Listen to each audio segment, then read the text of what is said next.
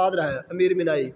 آخری زمانے میں نواب مرزا داغ نے انہیں حیدرآباد بلوایا، وہاں جاتے ہی بیمار ہو گئے اور اسی بیماری کے دوران میں انتقال ہو گئے کہ آخری دنوں میں جب وہ ان کو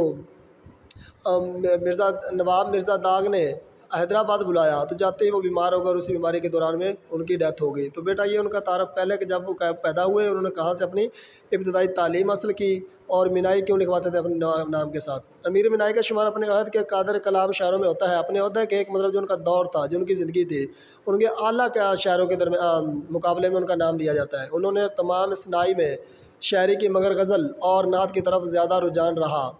تو شاعری تو انہوں نے سب چیزوں میں کی، لیکن غزل جو تھی اور نعت میں تھی ان کی طرف ان کا زیادہ رجحان تھا اور زیادہ وہ ان کو اہمیت دیتے تھے۔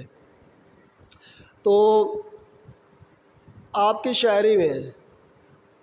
شاعری میں زبان و بیان کی خوبیاں اور فکر و خیال کی رہنمائیوں کا مجموعہ ہے کہ آپ کی جو شاعری اس میں زبان اور بیان مطلب زبان جس طرح وہ کرتے تھے اور بیان کرتے تھے، جو شعر کہتے تھے، تو ان کے شعر کا زبان و بیان کے بہت اعلیٰ فکر و خیالات ہیں۔ ان کے نحتوں میں آورد کے مقابلے میں آمد رنگ کا غالب ہے، آمد کا رنگ کا غالب ہے، مطلب آورد خود لکھنے کے بجائے ایسے رہتا ہے جیسے اوپر سے ان کو آمد ہوتی ہے۔ انہوں نے محاورات اور صناعی کی عمدگی سے برتا ہے کہ کلام میں کہیں بھی تصنیہ پیدا نہیں ہونے دیا۔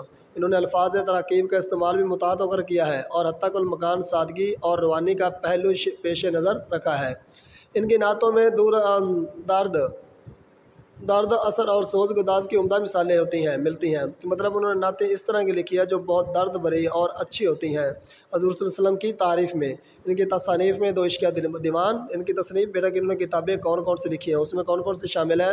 2 عشقیہ دیوان ہے، مرۃ الغیب ہے، صنم خانہ عشق اور ایک نعتیہ دیوان محمد ختم النبیین شامل ہے۔ انہوں نے شاعروں کا ایک تذکرہ انتخاب یادگار کے نام سے مرتب کیا۔